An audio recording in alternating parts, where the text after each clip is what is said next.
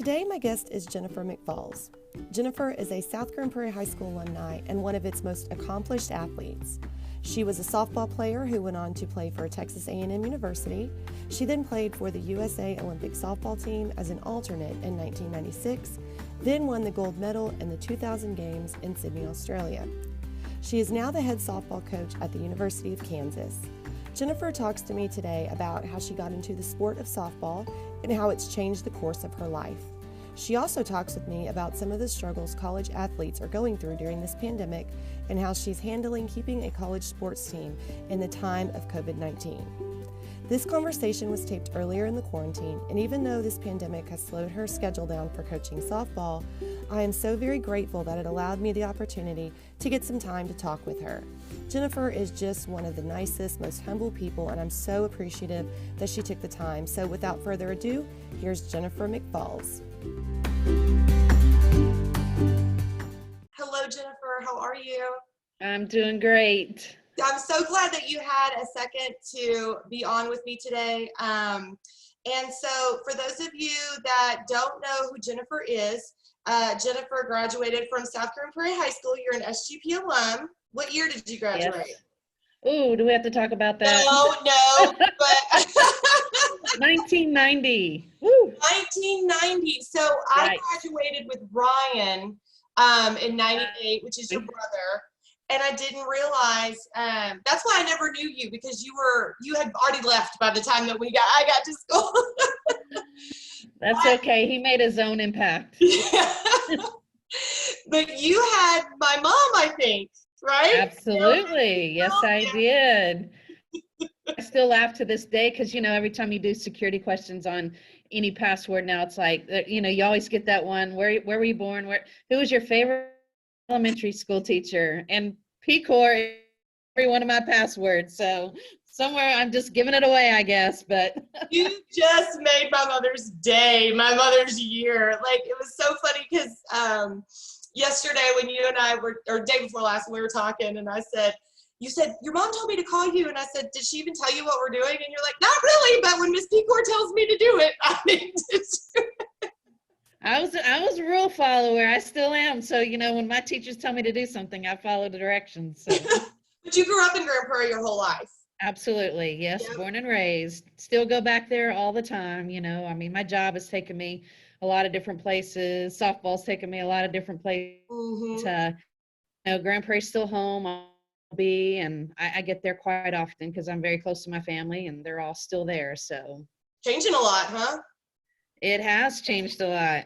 Yes, indeed. But I have a niece and a nephew that are been going to school in Grand Prairie, and my niece is 13 and plays softball, so I get to visit a lot of the parks, and so yeah, it still keeps me at home quite a bit. Yes, that's very true. And so right after you played softball in high school, and then you went to college at Texas A&M, played softball there. From that point then, and you were a part of, because you've been a softball coach for quite some time at various schools, and right now you're at the University of Kansas, right, as the head softball coach. That is correct. And then in the middle of that, the Olympics was mixed in here and there.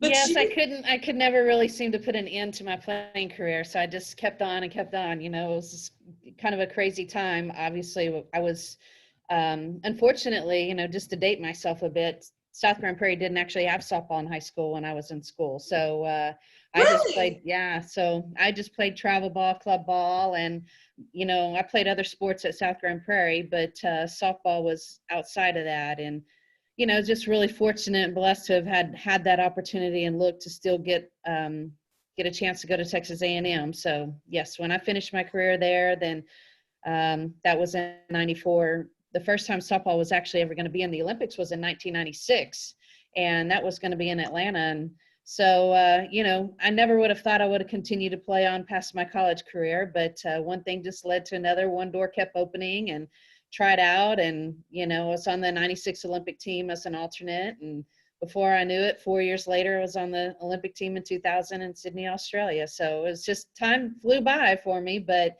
yeah, if you'd ever asked me before if I was going to play softball 30 years old, I would have absolutely cringed and said, heck no. So Wow, I am floored. I did not realize, because when I got there in 94. And I don't remember there being not a softball team. I know that for sure whenever I was a junior and senior there was. I didn't personally play, but I had a lot of friends that did. And then I didn't realize that it was so close to when you were there that they just started having softball in the Olympics at that moment. What interesting timing. That's just yes, yeah. Several girls that I actually grew up with that we all, same age, but played volleyball, basketball, ran track, or did soccer in high school. One was a cheerleader. I mean, all of us that were very involved in other sports. Or I can think of 4 or 5 that I grew up, 6 that I grew up with that graduated from South Grand Prairie my time and went off to play college softball. So it was just crazy. wow. A little state of where it is today. It's one of the fastest growing sports still, and to know how popular it is, it's pretty amazing. Wow, that's crazy. That's an incredible. That's just what amazing timing that was. But so like, how far back did you go? Have you always been an athlete even when you were a kid? Yes, I have. I was such a little tomboy, I was that girl that played with all the boys in the neighborhood. It was football, whatever they would let me play with them, I played. But I was super competitive. Um, my mom, 2 young brothers, and to be real honest, they weren't a whole lot older than me, so I just begged to play with them today, and they usually let me play and made me pretty tough growing up. So, I was pretty blessed as an athlete just to have the ability that I had, and the competitive spirit. So that's definitely something it's just been in my blood from day one. Being the daughter of a football coach myself, I feel you. I remember spending many nights at various softball parks around the city with my dad that would always play as an adult. And then, so since we were kids, it's just something we always did. But so you being a coach right now at the college level, what are you doing with your time when you're the coach of a team? How are you navigating all this? Well, it's really challenging because our season was interrupted right in the middle, Right. right when things were really, we were a month in, we were a week away from starting conference play. This is my second year at the University of Kansas, and we're in a little bit of a rebuilding phase here. So, this being year 2 for me, I was very excited about the direction we were going. I had really good group of girls this year. Had 8 seniors on my team. So, we had just played the prior, or the day, 2 days prior in Arkansas, had driven back here. We're supposed to have hosting a tournament that weekend here in Kansas, when things just not only just went to a halt, but came to a dead stop within 48 hours of our season. And just makes you realize so many things. I at least got to meet with my team on a Saturday morning before I officially had to not be able to see them again. And it was really hard. I at first, I think we were all in just such disbelief that it was ending, trying to really wrap around the fact that we were not going to be coming to practice and going to class and getting on a bus or a plane, flying somewhere the next few days. So I think it took honestly a few weeks for it to, and it was just empty, such an empty feeling for us. But now since in the last 7 weeks, I guess, just been doing a lot of phone conversations, Zoom meetings. I have 12 girls. I had 23 on my roster, so still have like 12 or so that are living in town because they all live in apartments and they're trying to finish school. So they were already here. I had 4 girls from California that 3 of them chose not to go back home, so that, because the virus was a little worse there, and so they decided to stay here. So I've driven by, they've driven by my house, and stuck their heads out. Had lots of conversations and interactions, but really challenging, especially for my group of seniors, because having 8 girls that are graduating and not having any sort of closure to their season. No, we always have a senior day. They were 7 of them are graduating.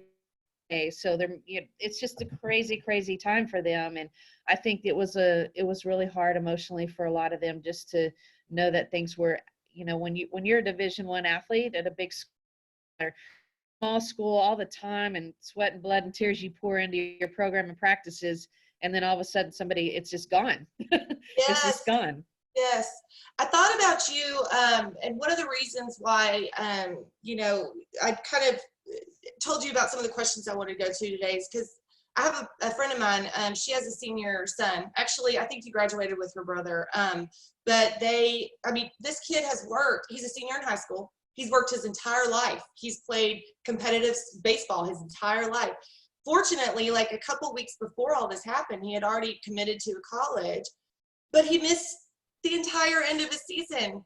And it's like, and yes, he's going to play in college, and yes, they'll move on. But it's like, when you're somebody that has worked this hard for a goal like that, to get to the end and just be like, okay, it's done. It's really hard. How are they handling it?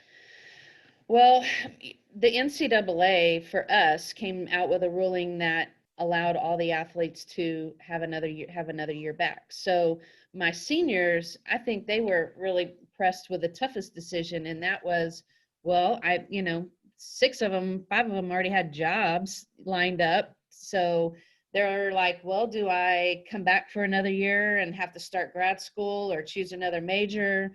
Or do I pursue on with my life and chase after my job? So it was weeks of conversations with me and them, just trying to be supportive of what their decision was. And I've had 6 of them that have decided to go ahead and graduate and move on, and 2 of them that are actually come back and sort of play their senior year. But and every one of them was in a little bit of a different place. But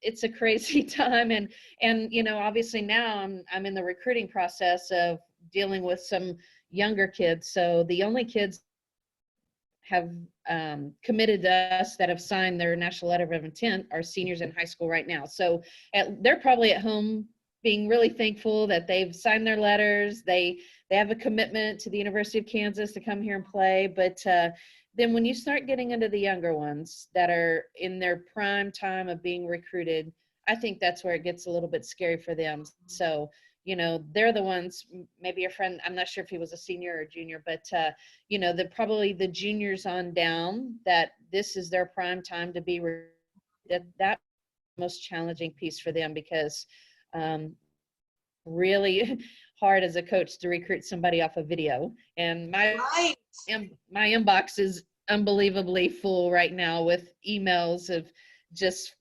videos and workouts that kids are sending me. And I'm such a people person. I need to be there in front of them and see them. And so it may change a lot of things for us and how we do business. I mean, we're still waiting today and expecting a statement to come out from the NCAA to tell us exactly what our recruiting situations will look like this summer. But, I know right now there's just a lot of hopes for these young ladies and young men that are playing, sports in high school, that they're going to have the opportunity to play this summer and be seen and have a chance to go on and play in college. I was curious. You mentioned that in the call. You were talking about scouting, and I didn't even think about that. How was that looking for you as a coach to scout? I was wondering if you're getting a lot of videos. The summertime is our busiest time. I'm usually on the road June, July, and August, somewhere every weekend watching softball games, as most college coaches are doing. But right now the NCAA calls this a dead period, where we're not allowed to do any off-campus recruiting. We're not allowed to have any contacts. We can only have conversations with our kids that are eligible to, which is seniors and juniors in high school. So all the young ones are sending in emails and videos every day and just trying to grab a coach's attention somehow, but we're just sitting here waiting to hear what we're going to be allowed to do this summer. And right now it's just taking it one day at a time. You just have to remind yourself to be somewhat positive in this process. So how long does the softball season last for when it's college?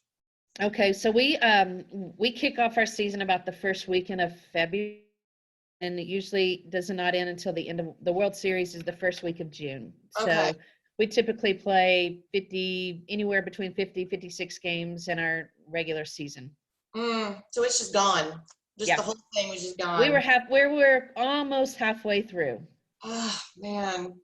Wow, that's just crazy. And so you said something I didn't even realize. So they let the seniors come back just to play softball, or to finish, like, to do their whole senior year again? Sports that were spring sports. So not basketball, but sports of softball, baseball, rowing, tennis, track and field. Those athletes were all spring sport athletes have been given another year. So it also extends it to my younger kids, even my sophomores and freshmen. They all get another year essentially to play. So it's almost looked at like a redshirt year. So if you were a junior, you're going to get to repeat your junior if you choose to do so. Now, girls are very different than guys, like they're on a path, they got a 4-year plan, they're going to graduate because, they've been pushed to, there's not a lot of professional opportunities for female athletes to go on and play at another level. So they've been in the mindset, a lot of my younger ones, that I'm graduating in 4 years, I'm going to get my degree, and May of 2022 I'm graduating. So some of them are not even thinking about taking another year. Well, then there's others that are like, I don't know what I'm going to do with my life. I think I'll just stay in college and keep playing softball forever as long as they'll let me. So it's just it's a little different for each one. But the men and women that are all in spring sports have the chance to stay and play another year. So I guess it's a little bit different for softball than it would be maybe for like basketball or something, where there's maybe a more prevalent professional sport for women to play. Well, it's just different from men and women in general.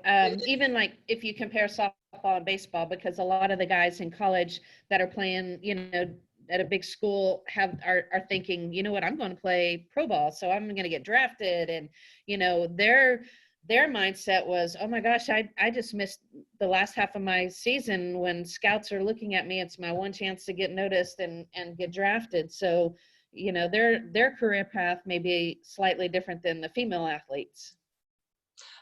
That's very interesting. I never would have thought about. I mean, I did think about that, but just to think how much of a difference that would be for men and women that are in college that are doing all this. Wow. So, like, kind of talking a little bit, because I know that you were, you did participate in the Olympics, and that was completely canceled this year as well. So how disappointing is that, to be an Olympic athlete and then have it be like, done, don't even get to, like, that? I just cannot imagine what that would feel. I certainly feel for all the the athletes that were just months away from actually competing. So, and training hours and months and days long, this one particular event. I mean, there's so much that goes into competing in the Olympics in every sport, and so my heart breaks for them, because obviously for some of them it's maybe an age thing. They're thinking, oh, I'm getting close to being at the end of my prime, and I don't get for whatever the case may be. So right now I know they've scheduled everything. They've just essentially postponed the Olympics for 1 year. So hopefully that still is an opportunity for many of those athletes out there that have been training for quite some time, no telling how long, to compete in the Olympics. But it's just such a crazy time. I mean, when we were getting ready to start March Madness, and here at the University of Kansas, our men's basketball team had a chance to win a national championship. So, I mean, if you're a coach of a program like that, and all of a sudden you're like wiped out and told you're not going to go play March Madness, I mean, gosh, I just think there's so many emotions that a lot of people have dealt with, whether you're just a fan and you typically sit home at night and you watch sports, or you're an athlete, or you're a coach, and that's your world that you live in every day, and it's your bread and butter. It's your, your livelihood. And now, you're taking pay cuts, or you don't know if your season's going to happen, or if you're even going to have a job in 6 months. Right. So, like, as a coach for a coach for a softball team, even for on the college level, how, like, if this were normal times, how do you spend your day to day? Like, what does your year look like? How do you? Well, I never have this much time. I have never in my life had this much time. honestly. I mean, I typically get about 2 weeks at Christmas. That's a little bit of downtime for me. And otherwise, I never have more than, I get maybe about another week in the summer off, and that's about it. But I work sometimes 7 days a week, and just because we're not really on a schedule. My life is not 8 to 5, and I don't have the weekends off because the weekends are when I'm usually recruiting and super crazy busy with that. So trying to figure out how to live my life at home and through a computer right now is a big change for me. So little bit of self-awareness going on for sure. I think we can all say that that's probably true about all of us. Yeah. I mean, typically, I'm sorry, I didn't really answer your question, but typically, my girls come in at the end of August to get ready like a week before school starts. We have a fall season, so we do play 8 games in the fall that do not count towards our record, but we train very hard in the fall. We have weights Monday, Wednesday, Friday at 6 a.m. We have practice in the afternoons, and then I'm recruiting on the weekends or running a camp or clinic or something. So then I hit a little bit of a dead period in December around the Christmas holidays, and then we come back in January. My girls report back mid-January to start their season, and then we start playing second week of February, sometimes till the end of May, 1st of June, and then the next weekend you start recruiting. So, the summer easy. I'm not necessarily spend much time in an office, but I'm typically on my phone, on my computer, or sitting at a softball field, recruiting all summer long. So, you really just have to build in some me time and self-time for yourself that I usually try to get home to Texas and spend a week or so with my family and try to get to a beach for another week or something, just to have a little downtime somewhere before the madness starts back up, and kind of just sort of regenerate, re-energize yourself and decompress and all that at the same time. So yeah, this is a bit of a change for me. I can imagine. So have you caught up on any like shows or anything that you haven't normally? It's kind of funny. I found myself during the day, I don't even turn my TV on. I usually, if I have work meetings, a couple during the day, but I'm such an outdoors person. I always have been. So my downtime I've spent, I've actually had to have knee surgery. So I was kind of for about 4 weeks. So I was really going stir crazy that first 4 weeks. Something I had done because I knew I was going to have the time to do that. So I set my computer watching around my house for a month, which was horrible. So as soon as I got off the crutches, I have spent every waking minute I can outside and doing yard work and all that good stuff. So I did manage to get home to Texas for a week and see my family. That was driving me crazy. So yeah, I did do that, and just back in Kansas, just working right now. It's so funny because I work from home all the time. That's what I do because I'm a real estate agent. And so this has been not super different for me, but the different part has been because real estate agents, they feed us all the time. There's always lunch. There's always some type of training class. There's always some type of networking group or a happy hour or all that stuff. So as much as I can sit here and my TV doesn't go on during the day either, this is when I work. This is what I'm doing. And so but to not have that getting out and actually like seeing people's faces and shaking their hand, and that is what's killing me right now, is because as Texans, we like to say hello and we like to, smile at people and say hi. And it's so weird being in an environment where that's not the case. And even when you walk by people at a grocery store, it's just so awkward. You're like, do you say something? Do you not say something? I dealt with that yesterday. Well, Lawrence, Kansas is a pretty small town. We're little, it's very intimate, and I love it. It's a great city, but my backyard backs up to so I have lots and lots of walkers, and I just realized how many people I work with that live in my neighborhood now. So if I want to talk to somebody, I just go sit outside on my back patio, because I give it about 30 minutes, somebody's going to walk by me, and we're going to at least be able to chat about something about work or school or, our players or something. So, I feel like I'm being stimulated a little bit with some interface with some neighbors and whatnot. But, it is and I just realized I'm such a people person. So having to sit in front of a computer, I'm sorry. So my daughter just went, that's pretty much. Yeah. I mean, gosh, everybody's juggling things differently now. And like I said, I just got off a meeting and from work, and people have their dogs or the cats run across the screen or the kids are in their lap. And, it's, I think one of our mentors said today, the world is going to change, but it's not necessarily a bad thing. Right. So. There was a video that went around a couple of years ago. I think I don't remember. It was like some president of a company or something. He was being interviewed on like the Today Show. And I guess his nanny was there helping him with the kids. And he was at home interviewing. Did you see this where the kids, they sneak in through the back? And he's trying to ignore them because he's like literally on a live like Today Show feed. And the nanny kind of comes in and she creeps and crawls and she like grabs the kid and like comes like she's not there. And everybody that worked from home that has ever been home with like children or a cat, just like a cat that goes by or anything, is going, oh my gosh, thank you. That's exactly what it feels like. And but now that's the way that it is, Yeah. We were on, I was on a video conference the other day and a cat literally just comes by the thing and we were like, oh, that's a cute cat. She's like, yeah, she's 16. She doesn't care that we're on a conference call right now. Yes, the new norm that we're dealing with. I mean, I think you can work many, many different hours of the day. You can find yourself working at 10 o'clock at night.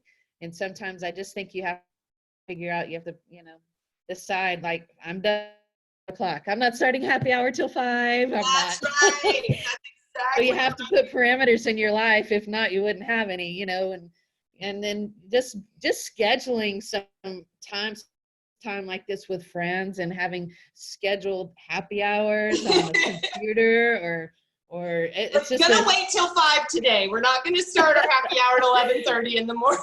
Yes, it's really crazy the things that you're finding yourself doing and changes that you're implicating in your life, and or putting on a pair of pants that have a zipper in them, something besides just sweatpants and a hoodie. So I feel like part of the reason I've kept this podcast going is just to get up and like take a shower and wash my hair and like do it, like to feel like a normal human being for just a minute. Yes, exactly.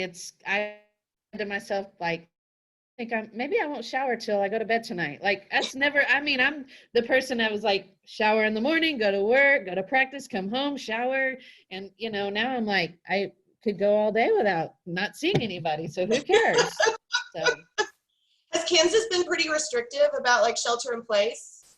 Very, yeah. And I think my city, has really done a fantastic job with, you rarely go to a store without seeing somebody with their mask on. And, I just have a really wonderful neighborhood, and neighbors are all out and about and staying there 6 feet apart, but staying social and helpful with one another. And it has, so I feel pretty lucky and blessed to be where I'm at right now. Have they kind of started releasing stuff or not really lately? Slightly, yeah, some soft openings, but, no in restaurants, things like that. Just, really you learn to support your local restaurants and do the things you can to call in when you can and do the curbside stuff. So, I think I'm fortunate that I was used to doing that. I lived in Austin, Texas for 8 years. So it was so progressive then. And so I'm comfortable with that, but calling home and telling my mom and dad, call in your groceries. Let me show you how to do it. Let me get you the app. Let me, and then what's an app? No. Yeah. So, it's spending some time teaching my family some of those things. And, they're still just so old school. They're like, oh, I'll just put my mask on and nope, I won't run into anybody at Home Depot 6:30 in the morning. So Yeah, Grand Prairie, that Home Depot has been incredibly busy, like the entire time that it's been closed. I saw the line out the door when I was there. I was with my mom, and I'm like, "Hey, let's run over to Home Depot." And she's like, "You're not going to believe the line outside." Run and over. I could not believe it. I couldn't believe it. Oh, it's crazy. It was crazy. And it's not helping that like we're right in the middle of spring in Texas, where it's it's been so beautiful. I mean, we have had crazy weather, like hail and weird stuff, but then you'll wake up the next day, like yesterday, the day before, I think we woke up, it was in the 70s. It's Yes. beautiful. That's what I think is killing a lot of us right now. It's just the time of year. If we were right in the middle of the winter, we wouldn't care so much. We'd be like, it's snowing. We don't need to go outside. Well, I have to say, I've thought about that a lot, actually, because being up here in Kansas, the wintertime is pretty grueling, especially for somebody from the South. I think, to be real honest, I'm really thankful that we've had such nice weather, because I think a lot of people would be really depressed and stuck in their homes where they couldn't get outside. And, I've had to really reach out to my players a lot and stay with some of my girls. Like, you got to find a way to be active. You got to get out of your house, get off your phone, get off your, shut your computers down, shut the social media off, and get outside. I don't care what that looks like, but get outside and do something. So, I just think the sunshine brings a lot of positivity and good energy. And it does. thankful. That's what makes us, like, I mean, especially, I literally live 10 minutes away from AT&T Stadium, from the new Rangers ballpark. If this were right now in regular time, it would be packed solid. Like, all these patios would be completely full. Six Flags is right down the street. And I think that's helping. I do think it's helping people get a little bit, the need to keep wanting to go back a little bit to being around other people, because that sunshine has really helped a lot. And just, these kids are not used to being inside for 7 weeks at a time. They don't know how to deal with that. So my daughter the other day, she goes, "Can we just go have a picnic?" And I was like, "Of course we can." So we just went outside. She's like, "I just want to see the sky." And I was like, "That's exactly right. You just want to go out, see the sky, see the sun." And it kind of it brings a little bit more perspective to those states that don't have good weather like this very often, and how hard it is, Yes. mentally. But I wanted to ask you a question, and I asked this to the people that are elected officials in a city that's kind of become the people that other people recognize. So when you started kind of getting some notoriety, and then people started knowing who you are, how did that change how people started talking to you? Was that weird? It was, yeah. It was kind of weird for a while. It was sort of crazy right after the Olympics. It's like I felt like I had like 5 minutes of fame, but it was challenging for a while, and sometimes it's a little bit awkward for me, but I guess kind of gotten a little bit used to it. But I'm just proud of my accomplishments, and probably the hardest part is like being with I start talking about my success in front of me. I'm like, shut up, be quiet, don't talk about it. Or my mom's like, "Oh, there's so-and-so, let's run over and say hi." I'm like, "No, let's not." I had to work on them for a while to like chill out a little bit. I'm a pretty humble person, and it's hard for me to drive through Grand Prairie and see my name on sign-up sheets on, the end of the corners, and knowing that I have a park named after me when I'm dead. And, so it's kind of crazy, but I'm just really city of Grand Prairie, and, my teachers and coaches, all the people that I have had in my life are so impactful in my success, and so, just such, they'll never know how much they inspired me to do what I did. And I'm proud of being from the city of Grand Prairie, and I'm so thankful that they really had the courage to put my name up on a board and a sign, and recognize a park that I grew up playing in. And, it just means the world to me. So I am so fortunate and blessed and thankful, and I don't mind sharing my success with anybody and all of the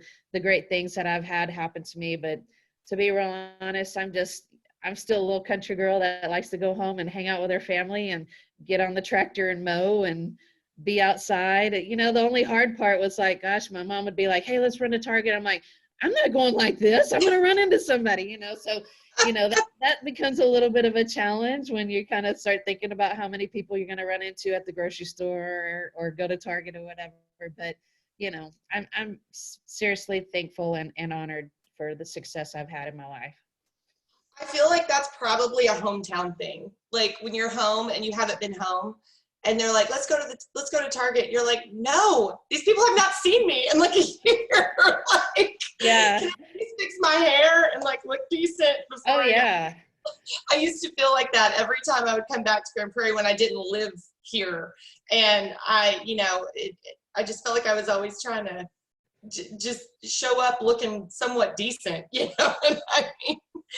And my mom was always, since my mom had been a teacher for so long and my dad was a principal for so long, a lot of people knew me, but I didn't know a lot of people because they said, oh, I had your mom, or, oh, my kids have your mom, or, so I just have to expect that when you're there in your hometown and you've grown up there your whole life, you're going to run into people sometimes. It's just part of the deal. But when you have done some things and had some accomplishments, it becomes a little bit different, I would imagine.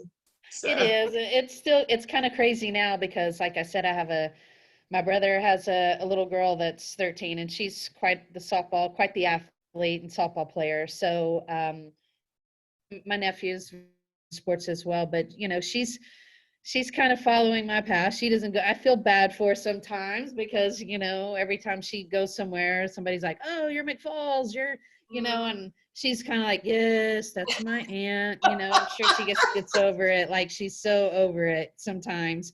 So, when I go watch her play softball, I just assume sit out in the outfield where she's not worried about me. Nobody is worried about the fact that I'm there watching my niece. I could care less what their daughter does on the field. Like, I just want to be a fan. All I want to do is watch my niece play and be supportive of her and not give coaching tips and not feel like somebody's there and they're thinking that this is the one chance for their daughter to be seen by a college coach or whatever. I just want to be a fan and support my niece and nephew and enjoy it. And I could care less if they catch the ball or not, so it's just and way to go. Yeah, right. I mean, today everybody gets a trophy today, and it's just a different world in terms of how they grow up and how competitive they are or not competitive that they are. So, I never try to compare anything that they do to what I've done and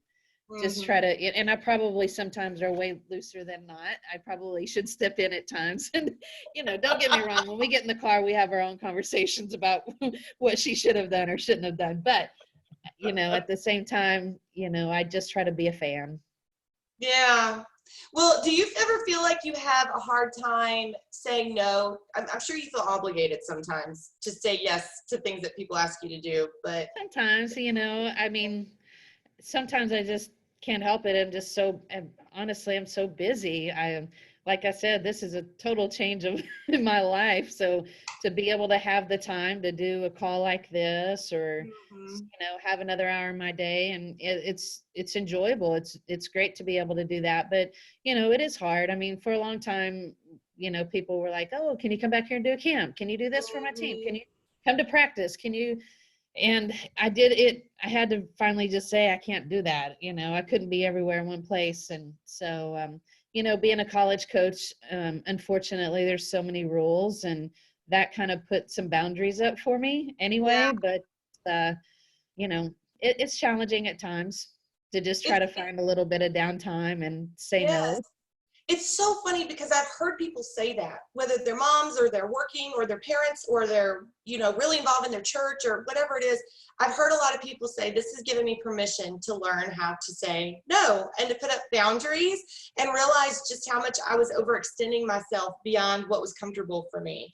And I think that's really interesting that that's coming from this, I think that that's going to be one of the, maybe hopefully one of the more positive things that will come out of all of this for families and people that are workaholics, that spend so much time working. And I, even though my family is so important to me, I don't get near enough time with them normally. So, it's just, maybe this will put a lot of things in more a positive perspective how much you just need to slow down a little bit and breathe and enjoy life. Life is just so short. Sometimes as people go, go, go, and they wake up and it's just passed them by. I mean, because they're always trying to get somewhere else instead of just stop and sort of smell the roses a little bit. So, Yes, I was watching. I'm certainly guilty of it. Oh, I God. mean, I'm certainly guilty of it for sure. But, it's just a career path I chose, and it's crazy, but I'm enjoying a lot more of it than I probably should. Yeah. I think we can all this isn't, I do real estate, I do podcasting, I have another business outside of that. Like, I have all this stuff, and this has made me stop and reassess a little bit of like, why do I feel like I'm always needing to do the next thing all the time? And I was watching Jerry Seinfeld. I was watching his recent stand-up, and he talks about going out. When you go out places, you want to go back home. When you go home, you want to go out. When you're going this place, you want to go to the next place. And it's just, he's like, you're never happy where you are. You're always moving to the next place. And it's so true. And I, on one hand, I think that we can always be kind of thankful. I don't want to say thankful for this, but thankful for what this is kind of shining a light on in our own personal lives. What we can, be doing a little bit differently. Plus, everybody's learning how to use technology a little bit more, which is not a terrible thing. For sure. This is good. If you don't get to see your parents, this is a great way to do something like that. It really is. I mean, I've had several Zoom meetings. One of them the other day was talking about the Generation Z kids and yeah, you mentioned that. What is that? Yeah, tell me about that. Just talking, basically trying to educate us on the types of kids we're coaching today, and the things that are so different and how we can relate to them being obviously a lot older and what's important to them and all that kind of stuff. So, it's just, obviously technology is such a bigger part of their world than it is for, many adults. So this may not have been quite the crisis for some of the younger ones that are just used to staying at home, staying in their rooms. Seems like kids are a little bit more used to being isolated and just doing their own, being more independent. Some of us that were never like that, or just, we didn't grow up with all that technology. So sitting at home and playing video games on our phone is definitely not something we want to do or choose to do or know how to do, for that matter. So, Right. we're the ones that need to get outside and be more stimulated with yard work or seeing people than some of our younger kids do. So, oh yeah, absolutely. That's a good point. Yeah, I actually interviewed some of the seniors for the podcast, and one of them said, I said, how are you spending your time? He said, now he was a Boy Scout, so he was missing out on the end of his senior year doing camping and actually going and doing stuff. But he goes, I've been in a Dungeons and Dragons online game since I was a kid, and that's what all of our friends are on it. And so he goes, we've just been doing that normally. So it's like, he hasn't missed out on any of his friend interactions with his friends. That's their social interaction right there. Exactly. But no, that's true. It's, a little technology doesn't hurt anybody, but you're right. They're not, it's different for them. Plus they've been doing online school. It's not like that's different, Right. So. Right. Well, I know that, for some of my athletes, my players, that online classes have just started picking up over the last couple of years. So several of them have had one or two here and there, but it's still, some of them are really, really struggling, not going in the classroom, having face-to-face with a professor, having that connection. If they, they're just more visual learners. So having to stay at home and do all their online stuff or not being on a schedule has been a challenge for them. Just because a lot of times their professors will post something on a Sunday and give them a due date. And so it's like, they don't have a lot of structure in their life. So, fortunately we're a school that still is providing their tutoring and all that online, but it's all Zoom calls and, and it's great for a few of them. And it's really, really challenging for others. And obviously your mom being a teacher, she'd probably find that very interesting. She'd probably 100% She that sends how us kids learn differently. like there at the beginning, she sent us literally at least 7 texts or emails a day about all the different ways that the kids can engage. And she's like, they're doing this free reading, they're doing that free reading. This is a tour of the museum, like all that stuff. Cause she was just, to her, it just opened up a world of things that kids weren't able to do before. But I was actually surprised at like, cause I guess I took for granted how much online classes college offered. But that's not really the norm. Like I was talking to somebody from DBU, I was talking to somebody from TCU, and now you're saying it. That's really not something the kids are doing a lot of, or haven't Certainly, been. yeah, certainly not for student athletes or, you know, kids that are involved in more campus stuff, because they're more engaged. And, you know, we just like to see our kids in the classroom setting, having to get up, being on a routine. You know, some choose to do the online. It's helpful for us because in the springtime when we're traveling so much, they might not miss as much class and they can do some things on their own. So, I mean, it definitely has a lot of positive impact, you know, opportunities for some of our student athletes that are miss so much class anyway. But again, it just goes back to what kind of learner you are and what kind of, you know, how you need things and learn things differently from professors or online or whatever. Right. That's so true. Well, I'm just so grateful that you had some time to spend with me today. I really appreciate it. I'm glad my mom told you to. Yep, you know, that definitely hasn't changed, but you know, I'm blessed and thankful to have grown up in Grand Prairie, and it will just always be a very special place to me. And I get back there as often as I possibly can. As a matter of fact, I'll probably show back next couple of weeks because my nephew told me I had to be at home for his birthday party. So we'll see. You know, I have straight now.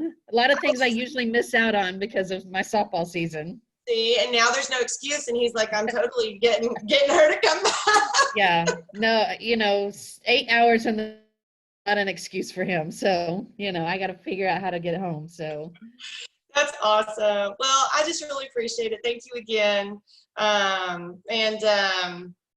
Yeah, just good luck with the rest of all the season. And I really hope something changes where it can come back to a little bit of normal, at least a little bit. yes, I think our normal is going to be a lot different, but it doesn't necessarily mean it's going to be a bad thing. So I just hope and pray everybody will continue to stay healthy and do what they can, the controllable things. You know, there's so many things we can't control out there, but that people will just, you know, do the controllable things and what we need to do to stay safe and healthy and protect each other. Then hopefully we'll all come back to a better place. I agree. I think we Yes. will. So Thank you have very a great much. day. Bye. Thanks. All right. Bye-bye. Okay.